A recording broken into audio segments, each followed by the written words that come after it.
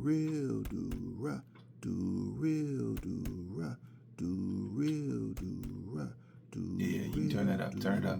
Turn it up. Do real, do ra, do real, do ra, do real, do ra, do real, do ra. Oh yeah. Do real, do Oh yeah. ra, do real, do a little bit, ra, just a little bit, do just a little bit. real, do ra, do real, do ra, do real, do ra, do real, All right. do ra, All right. do All right. All right. do ra. All right. Before I get into my reaction to the recent IAG Farms video, I want to shout out you guys that have been active in the comments. Both ways. Keep that conversation flowing. Keep that dialogue going. Both ways. I definitely want to recognize you, Ready Tim writers. I see you guys in the comments. I hear you guys in the comments talking about Captain. There's really nothing happening, Captain. Captain, you're looking hard at what Tim is posting. You're looking hard, Captain, for excuses made by our pastor, coach, or captain. There's really nothing to see there, Captain. You think they're excuses, but really they're just reasons, Captain. They're reasons. There's a reason why there's no ministry, Captain. There's a reason why there's no farming, Captain. There's a reason why he's been breaking Grandma Lily's back, Captain. There's reasons, huh? They're not excuses, there's reasons. There's reasons why there's minimal homeschooling for those boys. There's a reason why the little homeschooling that they get gets disrupted on the regular. There's a reason why it's obviously not a priority for him. There's a reason why he's trying to hustle these contractors out of their quotes, out of their material lists, out of their blueprints. There's a reason for it, right? Okay. There's a reason why he does not play well with others. There's a reason why he's been shunned by the family. There's a reason why he's been labeled persona non grata by the rest of the family members. There's a reason why Resurrection Ranch has been reduced to being weekly, whereas before we were getting it on the daily. There's a reason for that. There's a reason why, for one reason or another, he's working those boys. He's more concerned with working those boys. He's more concerned with filming those boys. He's more concerned with having those boys carry out his script than getting those boys educated, than getting little Noah some type of speech therapy or some other type of therapy, which he may or obviously needs. There's a reason for it, Captain. There's a reason for it. There's a reason for why he's been working his 70-year-old, supposedly retired mama, working her and dragging her. There's a reason for it.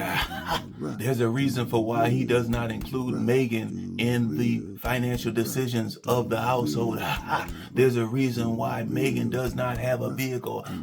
There's a reason why he has toys upon toys upon toys, new toys, and more new toys, yet Megan doesn't even have a used, broken down, a used vehicle. There's a reason for it, huh? There's a reason for it. Well, you know what they say about reasons. When reasons become a pattern in your life, when reasons become a standard in your life, they eventually self-identify as excuses. I don't make the rules. Okay? If you build reasons upon reasons upon reasons, eventually they become excuses. Some of us see them as excuses in the first place, but eventually even you Ready Tim writers, you have to see those reasons as truly being excuses. All right. You guys be wilding in the comments. I hear what you guys are saying, but you guys are wilding in the comments. Keep it coming. And in the meantime, I digress. Welcome back to the end game, where today I'm going to provide my reaction to the recent Resurrection Ranch video where Tim talks about hiring bad contractors and he's talking about the siding for the mobile home, the siding for HEMA, as in hoarding even more material assets. He calls it Emma. I call it HEMA, or at the very least, I could call it Ellie, as in establishing less and less integrity. But he's talking about bad contractors, and he's talking about the siding and the decision that he and Megan supposedly have made together. I'm going to react to that video here. Early in the video, Tim is giving us excuses. Reasons? Okay, all right. Tim is giving us reasons. Excuses. He's giving us reasons on why he does not get along well with contractors. He conjures up one of his stories from the past where they had a contractor that was supposed to be giving them a quote. And I guess the contractor called up one day and he said, well, no, I can't come over today because I have to go to my son's football game. And I guess he was dialoguing with Tim and with Megan. And I guess he accidentally called Megan. And he thought that Megan was the other job or the other customer. He got it mixed up. And so Tim caught him in a lie. Imagine that. Tim caught someone in a lie. Tim, the expert on lie detection. The one that's been ordained in lie detection. Ordained in LD. LD is more like low downness. You've been ordained in low downness. Lie detection. Okay, so the one that's been ordained in lie detection. Amazingly enough, Tim caught the contractor in a lie. And I'm like, okay, coach, that's pretty much par for the course. Those folks, contractors, they have to work with many customers.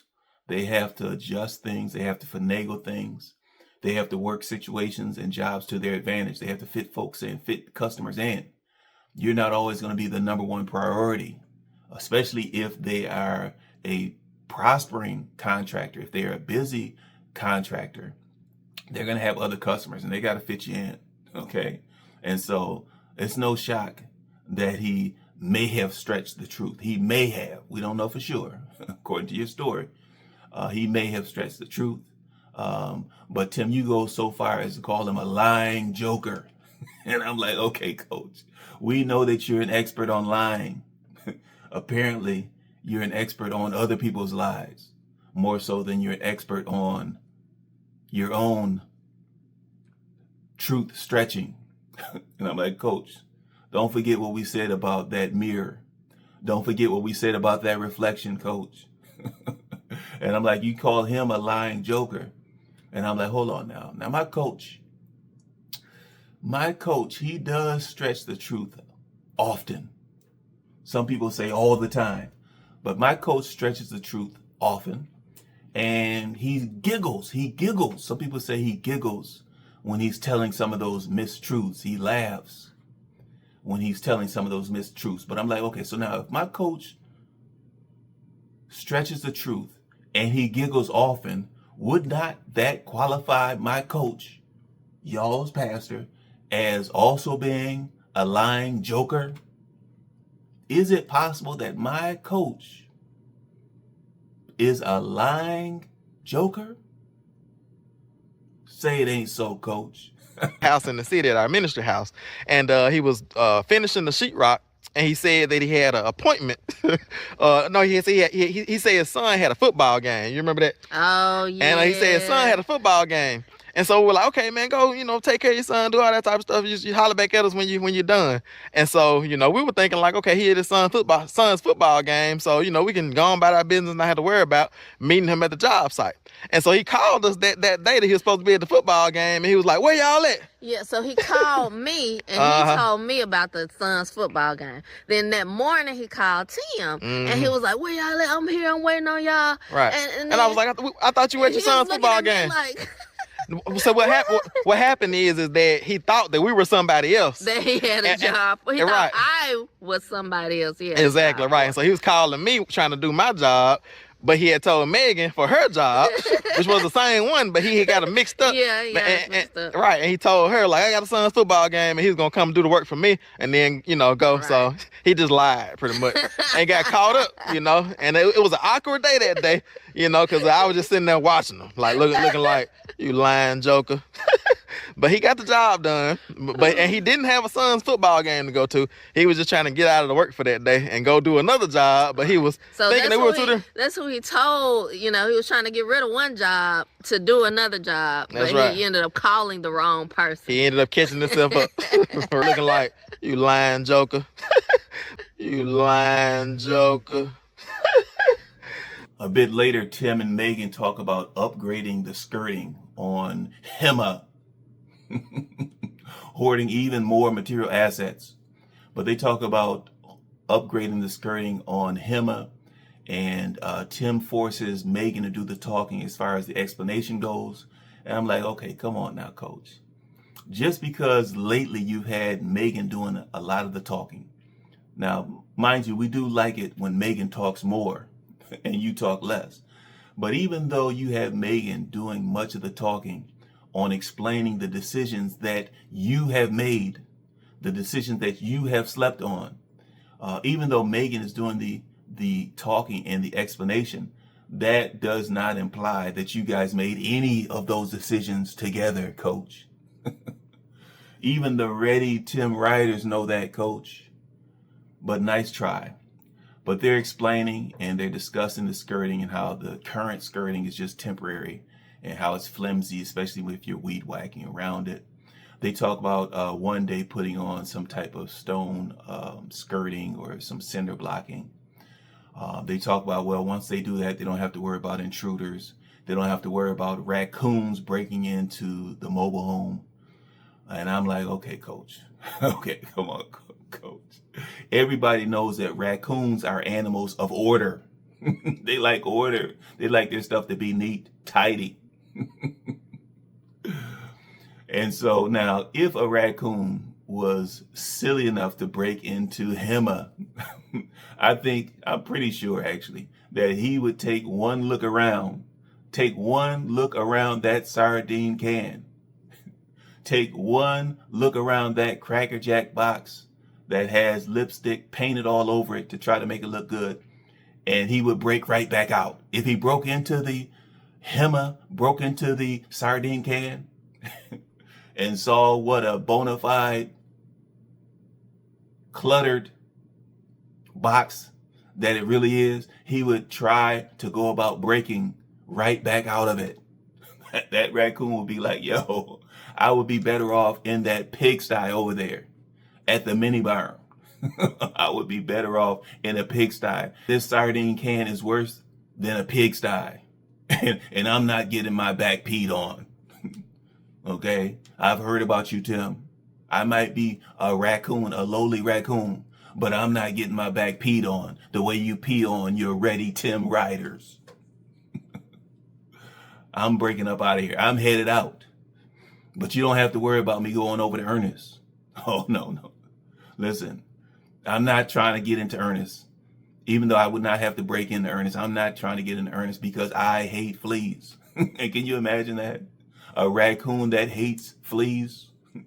But he knows what he would be in for if he would dare to wander onto Ernest or into Ernest or under Ernest, depending upon whether you want to classify it as being a shack, a shed, or a manger.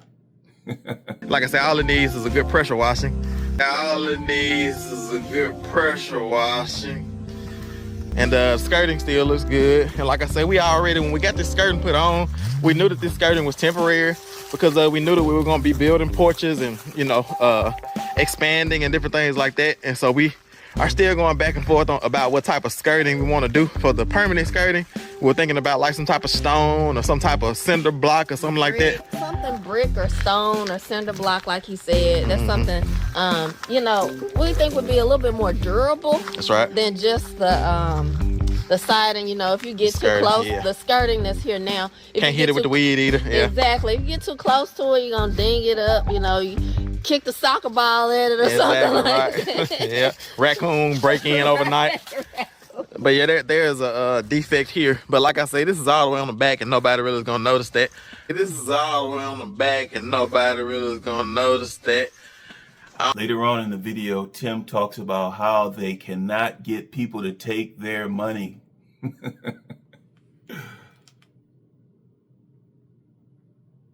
You mean as a paying customer, or as in someone that was taking their money as in theft? Okay. People don't like for you to steal their money. But you're talking about the fact that you can't get contractors to take your money.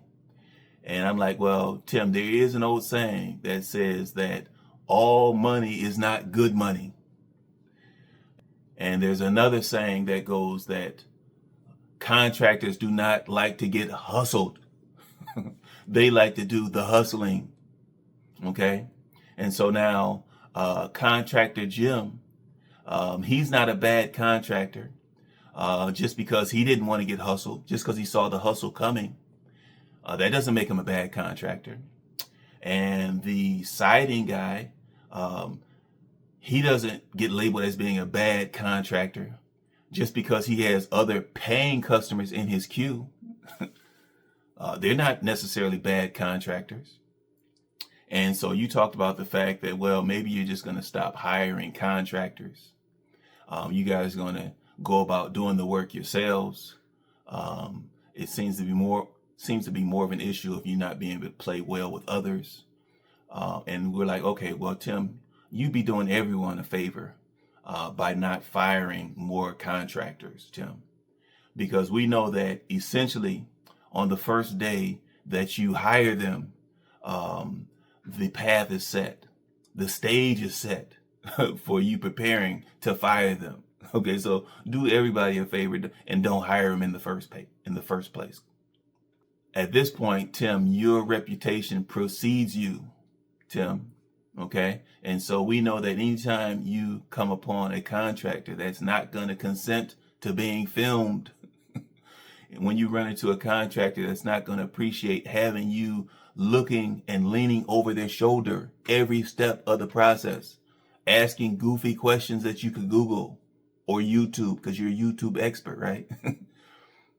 You have many contractors that are not going to tolerate that, no matter how much you're paying them, because I'm sure you're not paying them enough, because you're always trying to get that deal. You're always trying to get over. And so we know that if they don't consent to the filming, they don't consent to being bothered, they don't appreciate being hassled and being haunted by you during the job completion, we know they're getting fired anyway, coach, because you're the coach. Even if workers come here, we want them to feel his presence and experience IAG. So like that's super important to us, like how it's done and right. the way it's done. So yeah, that's it pretty much. You know, it's all about God. So we want the process to reflect him. That's right. And so we made a decision as far as just like we did with the porch, because most of you all like thought. Most of you all already knew that we were gonna decide to build it ourselves, even though we were getting quotes and things like that and estimates. This sun is just blinding me. I hope. Yeah, blinding me too. I hope I don't look too crazy. Squinting, y'all. Yeah, we're looking right into the why sun. It's like it's overhead almost. Exactly. Now. Yeah. Mm-hmm. But so we've been getting these quotes, and like I say, yeah, some of you all already were emailing us. You lying joker, telling us like y'all should do it yourselves and all that. And probably already knowing that I was gonna be too grumpy to let somebody else do it. Yeah. But it's like we want it, like, because I just can't do everything, and so we wanted to like contract these things out. You lying joker. We just couldn't find people to do the work. We can't find nobody to take our money. You lying joker. Whatever. I just don't like, why can't I find somebody to take my money?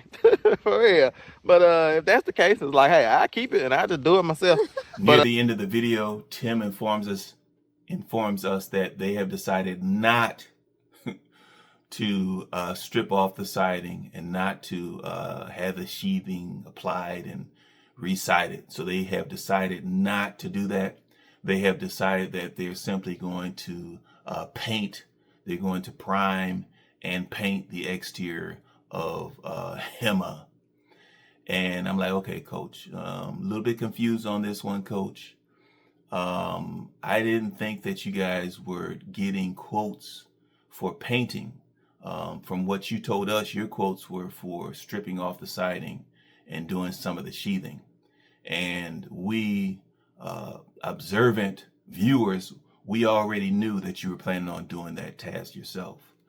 You never had them quoting the painting. And so I'm like, well, if you moved away from the contractors because their quoting was slow or it wasn't up to your standard, some apparent standard that you have, then wouldn't that imply that you're going to do the stripping and the sheathing yourself? How did you shift to painting from the contractors to painting? It really sounds like you can't put that on those contractors. And but I'm really struggling to keep it straight at this point, coach, but I guess that's fair considering that you're also struggling to keep it straight. You lying joker. So we've decided to do the siding ourselves. Yeah. And now we get to the point to where talking about the specifics about the siding, because you talked about how you're going to spiff up the exterior of a HEMA, as in hoarding even more material assets. You talked about how you're going to spiff up the exterior of that with the paint so that it will be more welcoming for no one. And fortunately, you caught yourself and you said, well, it really is for no one. We don't have any visitors. No one's welcomed but ourselves. So we're really spiffing it up for ourselves. You talked about how you're going to finish off the barn. You're going to finish off Ernest first, and then you're going to match the mobile home to Ernest. And I'm like, hold on, coach. Who, what farmer, what homesteader, what person in their good mind matches their house to a barn, aka a shed, aka a shack? Who matches the house to a shed? Okay, it's supposed to be the other way around. You match the shed/shack, the shed shack. Match the shed shack to the house, coach. What are we talking about here? All right. I'm thinking you and Megan, you guys need to go into another closed session, another closed decision session on this one, coach. Go into it. Talk about it with Megan. Re-talk about it with Megan. And then ignore what she has said and come out of it with your decision all over again. And tell us that you've decided to go ahead and do HEMA first. And then do the shack. I'm like, okay, coach. And instead of replacing the siding, since it's still in good shape and everything, we're just gonna paint it. And we think that would be the best option for us, and it would get us to our porch build a little bit quicker. And we're still gonna, the first thing that y'all are gonna see us do is put siding on the barn. And then we're gonna paint the barn. And then after we get done with the barn will be complete at that point. Then we're gonna y'all start seeing videos on us beginning to work in this area. And there's a lot of prep that we need to do. Like I said, I gotta take down gutters, I gotta take trim off and put trim all around where we wanted it. And we think that it's gonna really like make the front of Emma look good. Like I say, welcoming, because it's really not for other people, it's for us. Like we want it to look good so we can feel at peace.